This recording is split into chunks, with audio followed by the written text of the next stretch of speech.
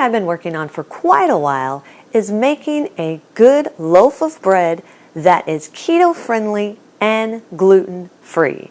Now I've made some low carb loaves of bread, but they're definitely not keto friendly and they're not gluten free at all. They're tasty, but they don't meet those qualifications that I've been looking for. And I've made gluten-free hamburger buns and keto-friendly sub-sandwich buns, which are great and I absolutely love them. But sometimes you just want a good old-fashioned traditional loaf of bread. And that is what I was having a hard time finding, just the right texture and taste that I was looking for a keto gluten-free loaf of bread. And finally, I have found one that checks all the boxes for me. It's gluten-free, it's keto-friendly, it's got a nice rise to it, it's soft, it's fluffy, and it tastes great. I'm going to show you a quick bread way to make it. For those times when you're wanting a loaf of bread, but you really don't have the time to stand around and wait for your bread to rise. The quick bread has a little bit of a lift to it, definitely not as much as the yeast bread, but it does have a lift to it still, and it's still nice and soft and fluffy and tasty, just like the yeast loaf. Just don't have to stand around and wait for it to rise. If you want printable versions of these, then check out my website at janetsdeliciouslowcarbkitchen.com. You can find printable versions of these and other goodies there for you. And if you're new to the channel, make sure you hit the subscribe button. Also, don't forget to hit the little notification bell. That way you can be notified every time I put out a new video. And while you do that, let's get cooking.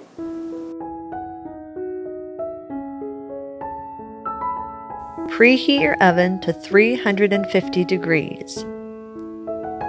Line the bottom of an 8.5 by 4.5 inch loaf pan and lightly spray the sides of the pan so that your bread will not stick to the pan. In a medium mixing bowl, add 2 cups of almond flour, 1/4 cup of psyllium husk powder, 1 teaspoon salt, 3/4 cup of whey protein powder. If you don't have whey protein powder or don't want to use it, you can use more almond flour to replace the whey protein powder, but it will affect the texture and the rise of your bread. It will still taste good, but it will be a different texture, and you also run the risk of it slightly deflating after it is baked when you don't have the protein powder. The protein powder acts almost like a gluten and helps keep your bread nice and fluffy after it's baked where it doesn't deflate. So it's up to you if you want to trade that out or not. My advice is to keep the protein powder in for your best taste and texture. 2 teaspoons of xanthan gum, 1 tablespoon of baking powder, 1.5 teaspoons of baking soda, and 1/2 teaspoon of cream of tartar. Whisk these all together until they're fully combined and there's no lumps left in the flour. In a large mixer bowl, add 1 cup of warm milk. Make sure there is no cold to the touch. It needs to be just a little bit warmer than room temperature. When you put your finger into the cup of milk, you should not be able to feel any cold in the milk. It needs to be warm. 3 large room temperature eggs. Make sure they are room temperature. Everything needs to be room temperature. Even though this is not a yeast bread, any bread recipe, if you want it to have any amount of a lift to it, everything needs to definitely be room temperature. Bread can be sensitive. Even if it doesn't have yeast in it, bread is very sensitive to temperature. So you want to make sure everything is room temperature or slightly warmer. 3 tablespoons of a neutral flavored oil. I'm using canola oil. You can use any oil you want. Just make sure that it is a neutral flavored oil. You don't want a strong flavored oil. And 2 tablespoons of apple cider vinegar. Beat these on low for 10 seconds or just until everything's combined. Then bump the speed up to medium and beat it on medium for 3 minutes or until all the wet ingredients are fully combined and frothy.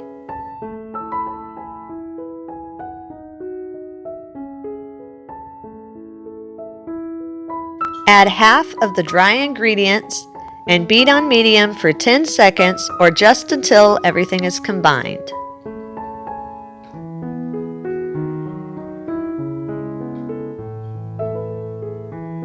Add the remaining dry ingredients and beat on medium for 20 seconds or until everything is fully combined and smooth.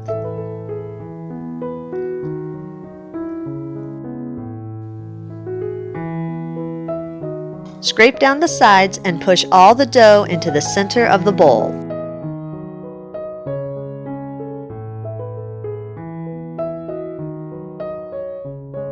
Carefully scrape the dough into the prepared loaf pan and use a damp spatula to spread the dough evenly throughout the pan. Now this dough will be thick and it will be sticky. It's not going to be like traditional bread dough. It's not going to be dry. It's going to be wet and heavy and sticky.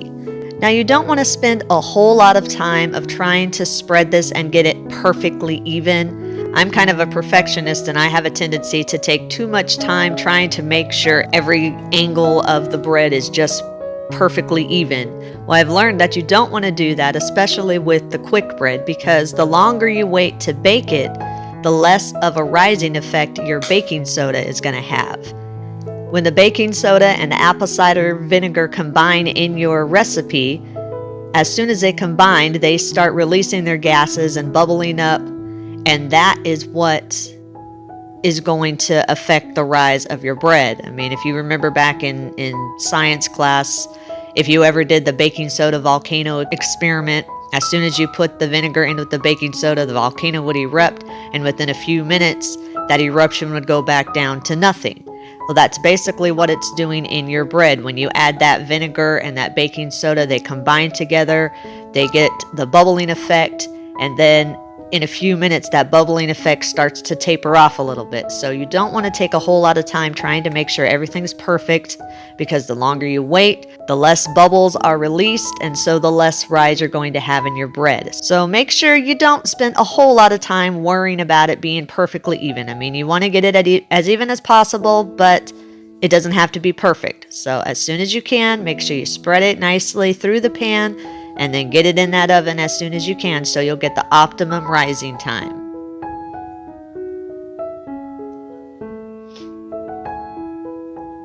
So once you've spread your dough all the way through your pan, then pop it in the oven, bake it at 350 for 35 to 40 minutes or until a tester comes out clean or the internal temperature of the bread is close to 200 degrees.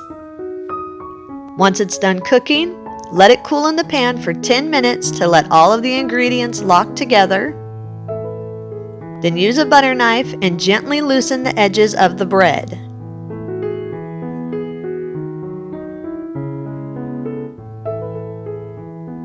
Gently turn the bread onto a wire rack and cool completely before slicing it. Again, make sure it's cooled completely before you slice it. It smells wonderful, but do not get in a hurry to jump in there and just start slicing it up. It will crumble and it will fall apart on you, so make sure it is cooled completely before you slice it. Then you can rewarm it if you want it to be rewarmed. And there you have it. Gluten-free, keto-friendly sandwich bread. Eat and enjoy. And that's our recipe of the day. I hope you enjoyed it. If you did, hit the like and the subscribe button. Leave me a comment if you want to. Let me know if there's any recipes that you'd like to learn how to make, and I'll do what I can to get those out there for you. And as always, keep cooking.